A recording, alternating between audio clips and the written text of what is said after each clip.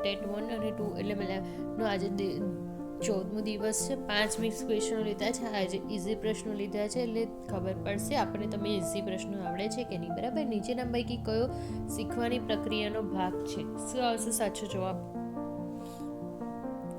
તો કે સ્મૃતિ. તો કે હા, તમે કોઈ બી સ્મૃતિ પિક્ચર જો તમને યાદ રહી શકે છે. બરાબર. આગળ બીજું જોઈએ એમાં તો પછી છે હા, અભ્યાસ કરવાથી ભણવાથી આવે બુદ્ધિ, પ્રેરણા કોઈ મળી હોય તો આવે, ઉપરયુક્ત બધા. તો કે સાચો જવાબ શું આવશે?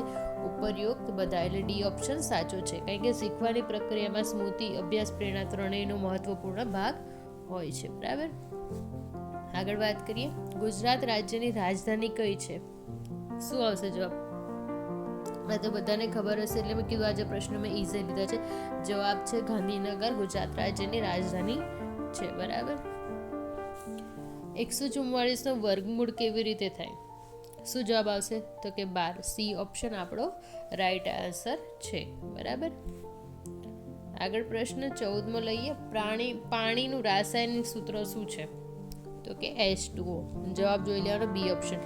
H2 એટલે શું થાય? હાઇડ્રોજન. O એટલે ઓક્સિજન. પાણી હાઇડ્રોજન અને ઓક્સિજનનું બનેલું છે. બરાબર. તેનું સૂત્ર એટલે H2O. આગળ વાત કરીએ. છેલ્લો પ્રશ્ન. નીચેના પૈકી કયો ભારતીય બંધારણનો આધાર સ્તંભ છે?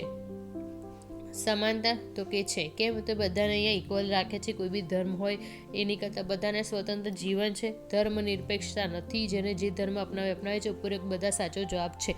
એટલે ભારતીય બંધારણમાં સમાનતા, સ્વતંત્રતા, ધર્મ નિરપેક્ષતા મુખ્ય મૂલ્ય સમાન છે. બરાબર. મેં મનોવિજ્ઞાનની 4000 MCQની સિરીઝ ચાલુ કરી છે. બરાબર. એનો ડેલી પાર્ટ 7:30 વાગે દરરોજ અપલોડ થઈ જાય છે, તો તમારે જોઈ લેવાનું. અને આવતીકાલે ડે 15માં થોડા 15 દિવસમાં એકવાર ઇઝી ક્વેશ્ચન્સ લઈને આવીશ. હવે હું તો કાલે હાર્ડ ક્વેશ્ચન્સ લઈને આવીશ. જો તમને આ ગમ્યું હોય તો please like and share, subscribe કરજો. તમારા મિત્ર વર્ગને બી શેર કરજો. અને જરૂર લાગે તો તમને એવું લાગે તો કોમેન્ટ પણ કરજો કે આનાથી વધારે ટફ ક્વેશ્ચન્સ લાવ કીધું અને મારામાં કોઈ ઇમ્પ્રુવમેન્ટ કરવાની જરૂર હોય તો પણ એ મને કોમેન્ટ કરીને જણાવજો. થેન્ક યુ સો મચ મારો વિડીયો જોવા માટે.